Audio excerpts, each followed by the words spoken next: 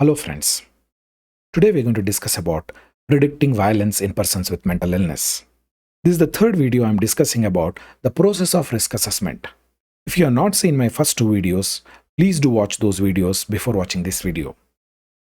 I'm Dr. Suresh Badadmat, Professor of Psychiatry, working at NIMANS, Bangalore. Before I start my presentation, I would like to place this disclaimer. This presentation is for academic and training purpose only, not for professional opinion. For professional legal opinion, please do contact an advocate. For professional clinical opinion, please do contact a psychiatrist. Conflict of interest? None. In this video, I'm going to discuss about the process of risk assessment in persons with mental illness and also the drafting the risk assessment report. This video is targeted to psychiatrists, doctors, nurses, mental health professionals, psychologists, and social workers. Risk assessment. In this video, I'm focusing on harm to others. That means dangerous to others. How do we assess that risk? Risk is probability of an event that may or may not occur, or else likelihood of something happening or not happening. What are the chances? What are the chances of a person becoming violent? That is what we are going to discuss in this video. The risk assessment process. The process is first and foremost, you need to identify the risk. For that, you will be screening. Once you know, yes, in the screening, this person is risk to somebody else, then you will do a thorough risk assessment. Once you quantify the risk by either mild, moderate, severe, either if it is no risk, he will be gaining the full liberty. No, if he has risk, that means you are going to place some curtail to his liberty under the Mental Health Care Act or else any other legislation. And then you will be doing the management of risk. And there will be periodic review and monitoring of this risk. If the person falls into a low category of risk, invariably he gains his liberty. So this risk assessment process is a continuous process. It's not just one process. And we need to communicate whenever we do the risk assessment. The communication is not only to the nurse, treating team, you also need to communicate to the patient and the patient family members, because they are the important stakeholders in the assessment of risk. Without involving the patient or patient family members, the risk assessment should not be done. You need to explain them what is risk assessment, what is the benefit of doing risk assessment, what are the risks of not doing this assessment has to be explained to the patient and the family members, and they have to take it into confidence when you do the risk assessment. So the benefits of risk assessment is it is an objective assessment. At the same time, you'll be able to divert the resources which are very meager with regard to mental health to give support to the person who has high risk assessment profile. It also enhances public safety and also prevents relapse. And you'll be able to provide uniform standard of care across the country. It improves communication, reduces error, and also transferring of knowledge can occur in this risk assessment. So in risk assessment is done by either the forensic psychiatrist or a trained psychiatrist or a trained forensic medicine specialist. So these are the three important people who will be doing risk assessment in India. Let's understand the risk assessment. There are two types. One is therapeutic risk assessment. Another one is forensic risk assessment. The therapeutic risk assessment revolves around the treatment, mitigating the risk so that the person does not become harmful to others. That means risk to others will be mitigated.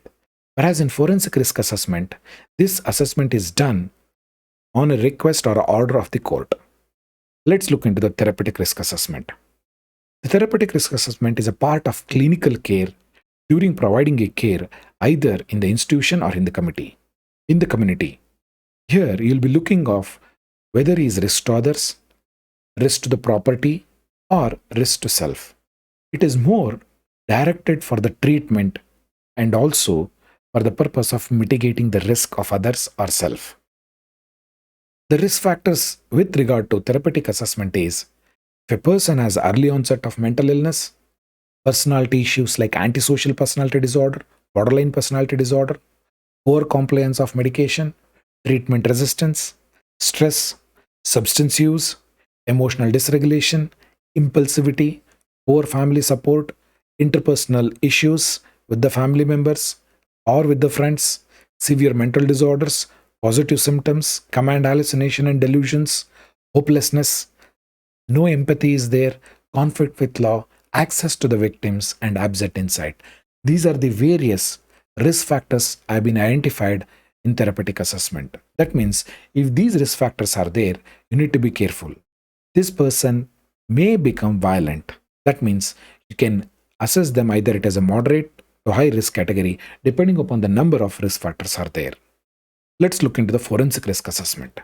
Forensic risk assessment is a part of legal proceedings, and these assessment is done by the order of the court or by the jail officials. Here, you'll be looking into the risk of recidivism, whether the person who has already been convicted for rape, if you are going to release him, whether he will be reoffending, whether he will be committing the crime again, so recidivism will be done. Risk to harm to others, whether he is committing the crime again. Risk to harm to self, that is suicidal attempt or suicide. So, assisting the legal authorities to make evidence-based decision, you are assisting the judiciary here.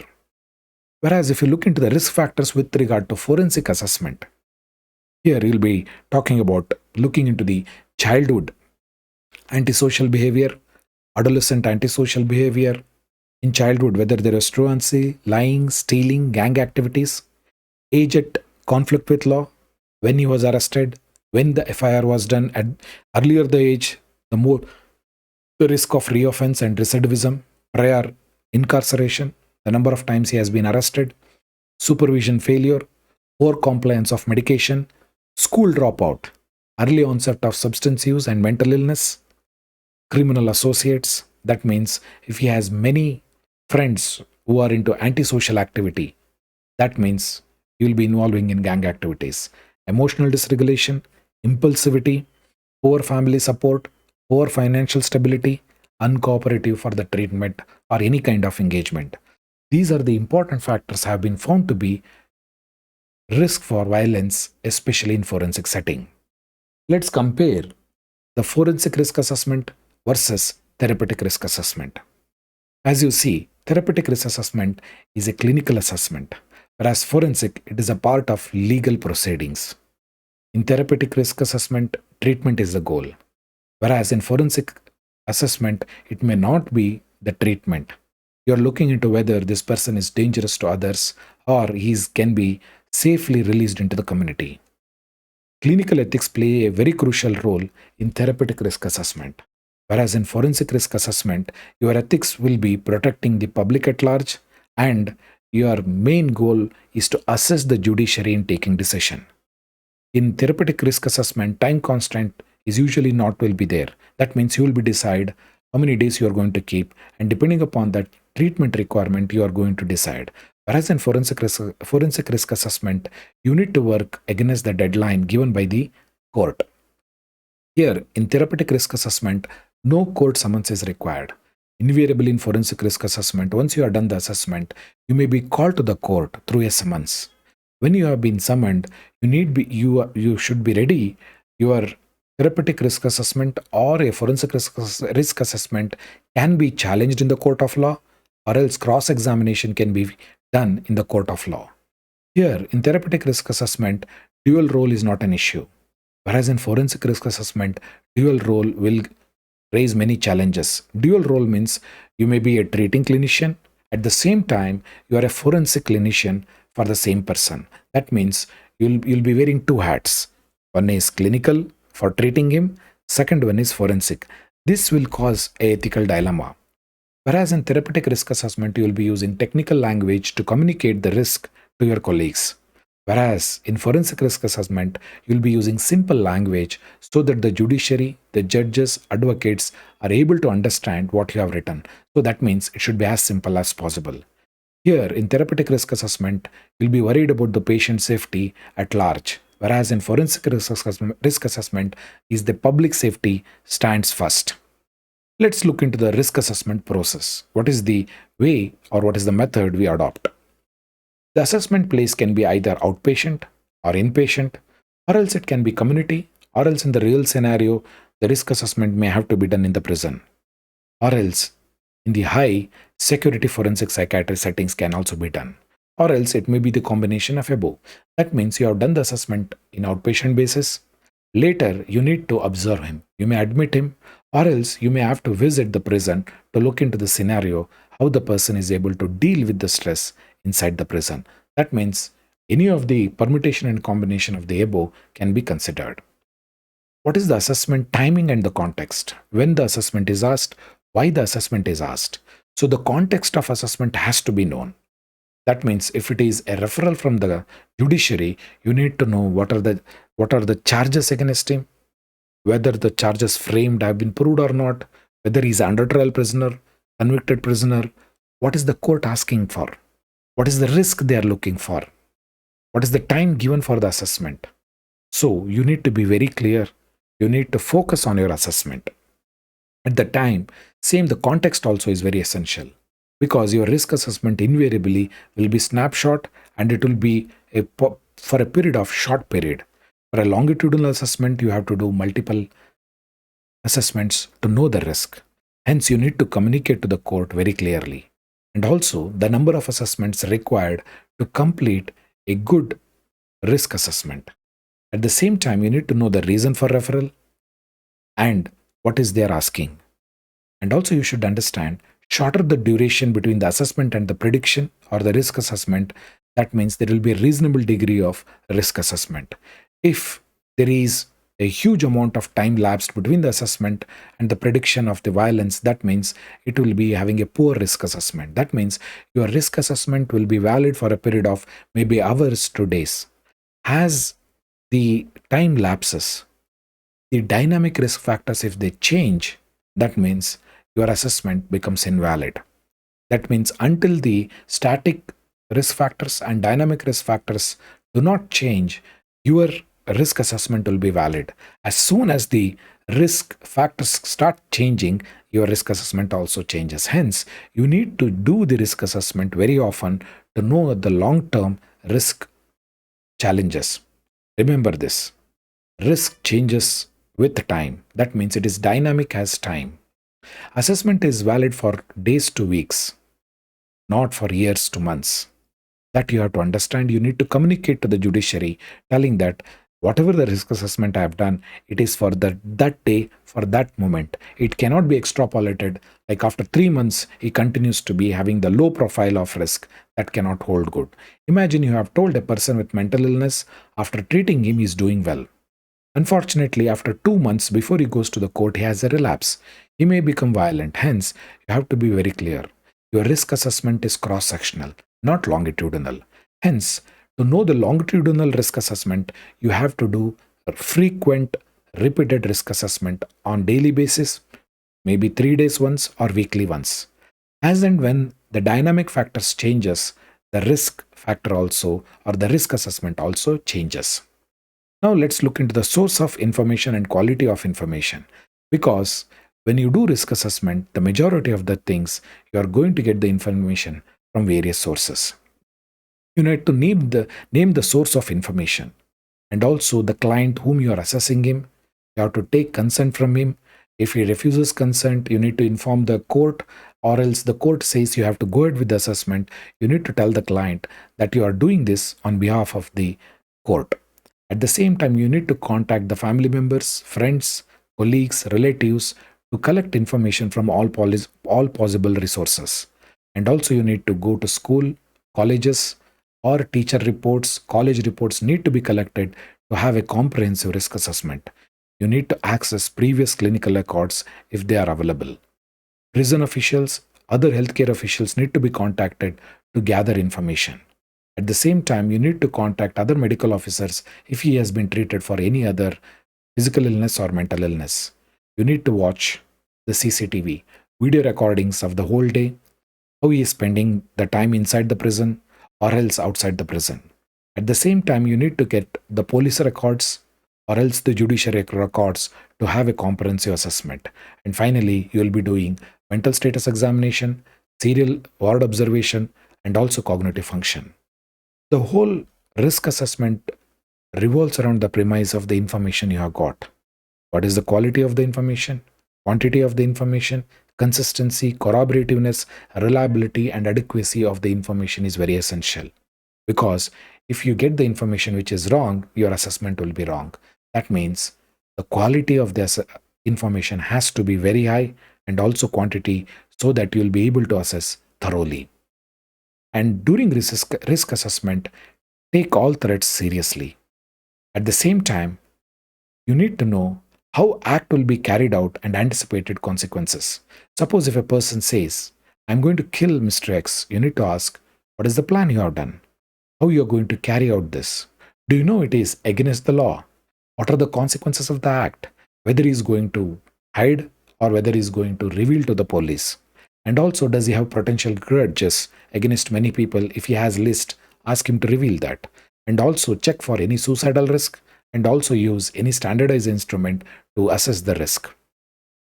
Recording of risk assessment and management should be incorporated into the clinical records. If you have done the risk of harm to others, that should become part of the clinical record. Risk documentation should be part of all the clinical documents.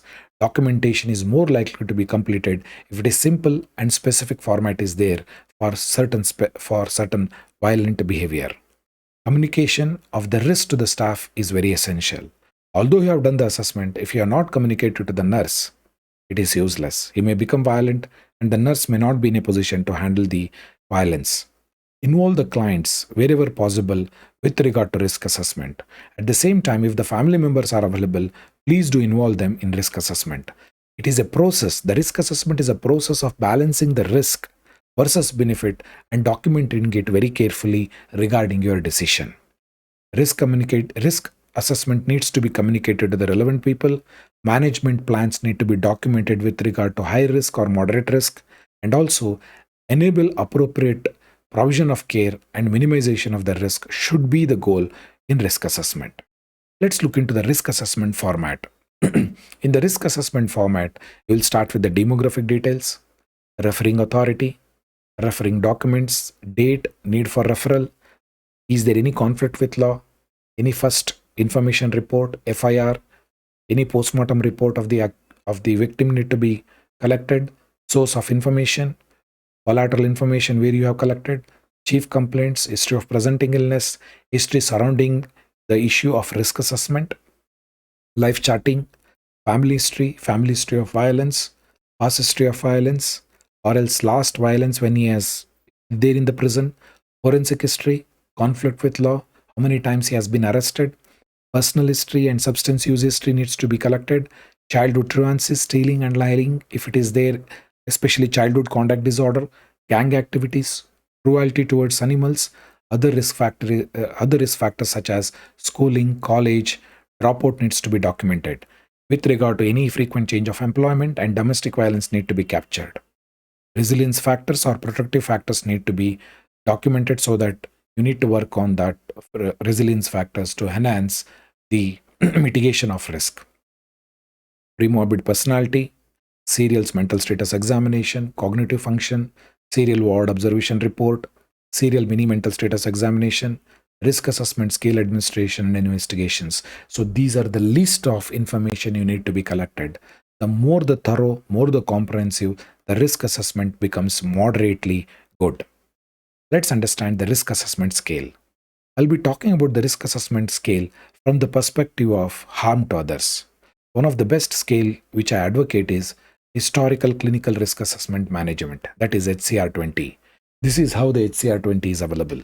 But HCR20 is a copyrighted, you need to buy. It is not available freely, but this is one of the good reliabilities there, but the copyright and the payment is required. These are the three important historical information. They have given 10 important variables have been considered for historical. For the clinical, 5 items which are dynamic in nature. Risk management, these are maybe stable dynamic factors which can be considered. 5 items have been given. Totally 10 items are there. Now look at the consent for risk assessment. Should we take? Of course. Before starting any kind of risk assessment, you need to do capacity to consent for the assessment has to be taken. If the person has capacity, please take consent from the person. Explain about the assessment. Explain the risk of this assessment. Explain the benefit of this assessment. And also you need to be very clear. Your limitation of confidentiality to be explained. Documentation of the above process need to be done in the clinical records. That means before doing risk assessment, try to take consent. If he is not in a position to give consent, please contact family members, relatives or caregivers or so-called nominated representative. Now let's understanding the reporting of the risk assessment, how this report is written. When you document the risk report or the risk formulation report, you will start with the demographic details and background for risk assessment. With regard to this, you will be talking about the demographic details, reason for referral and letters, forensic history, past history of violence, conflict with law, deliberate self-harm, and other risk behavior will be captured in the background of risk assessment. Immediately from there, you will move to the consent for assessment, source of information, collateral information collected, focusing on the reason for referral will be done. Further, participating events and precipitating events and circumstances around the event will be captured. Past history of treatment, family of origin, family history of any conflict with law need to be considered. Personal history, childhood history, schooling, college, employment, and childhood illnesses need to be captured. Substance use history has to be captured. Marital history has to be captured here. At the same time, you also will be try to gather information with regard to attitude regarding the rules and regulation, what is his associates, friends, what are his attribution for his behavior, premorbid personality, mental status examination, cognitive function, positive findings, you will be documenting it, and the risk factors you have identified. Finally, these after doing all this assessment, you will be making the risk assessment telling that either he is moderately risk, mild risk, or high risk is there with regard to commission of any violence. Risk assessment using the scale will be done. You'll be using either HCR10T or VIRAG or any other scale which has been advised in your local or for the reason for assessment you are doing it. Nature and magnitude of likely event should be considered. Probability of the adverse event need to be considered. In what circumstances and what precipitants, imminence of risk, means and access for the victim also need to be considered. And if you're planning any rehabilitation and release management has to be done. Imagine if a person had substance use earlier or maybe alcohol dependence syndrome. You need to do de-addiction before you release him to the community. Now let's understand what are the skills required for the risk assessment report. That means when you are writing the risk assessment report, it has to be as simple as possible so that other colleagues are able to understand, especially nurse, even the security officer. If it has been a forensic report, the judiciary should understand those reports. Do not use technical terms. Don't give unnecessary details which is not required. Focus on the reason for referral. Source of information need to be revealed. Evaluation process need to be outlined. Consent taken or not taken, why it is not taken, and capacity to consent need to be documented. Risk factor summary and resilient factor summary should be done. And depending upon the risk factors, your formulation has to be done along with the rehabilitation process. Let's understand the tips for preparing the report. Document the whole process of risk assessment. Number the pages. Avoid overwriting. Take parallel opinion from your colleagues if you are in doubt. Prepare for cross-examination. If your risk assessment is for forensic, definitely you will be called to the court and you need to take oath or swear before you depose in front of the court, and your report may be cross-examined by the opposite lawyer. At the same time, your report should be based on the available data. Sign all the pages of the report, and please remember there will be limitation with regard to report. Please do document about the report. If your information is not credible, please do document that. Now let's understand whether is there any training is required for risk assessment. Of course, without training, risk assessment is very difficult. That means you need to know the reason for assessment, what is the purpose of the instrument, which instrument has to be chosen for what kind of risk, that you should know. That means you should know the target risk to be assessed. Training in administering the skills is very essential. You need to keep the copyright issues in your mind. Take permission from the authors before you use. If you have to pay, please pay for the scales. For general risk, you may be using everyday clinical assessment. You need not require clinical highly you may not require a good scale for the assessment. Whereas if you are doing for a forensic assessment, please do very specific, use a good clinical rating scale. Under training, you need to undergo training in risk assessment. Further, know the scoring and interpretation of the scale is to be very essential. To conclude, my dear friends, general risk assessment needs to be done for therapeutic purpose. Whereas for forensic assessment, you have to be very specific and your assessment should revolve around what the court wants to know. And before you do any kind of assessment, either the therapeutic or forensic, please do try to take consent. And before taking consent, assess whether the person has mental capacity to give consent. If he has able to give capacity, please try to seek consent, explaining what are the benefits of risk assessment, what are the drawbacks of the risk assessment, what are the limitation of confidentiality has to be told. And if the person becomes uncooperative, you have to tell them that you will be reporting to the court regarding his uncooperativeness. Please take opinion from your colleagues if you are in doubt. Also, if you are not in doubt, it is good to have a second opinion. And risk assessment, especially in forensic, you need to be very careful because you may be summoned to the court of law and your risk assessment report can be cross-examined by the opposite lawyer. Thank you very much for giving your valuable time. Stay safe.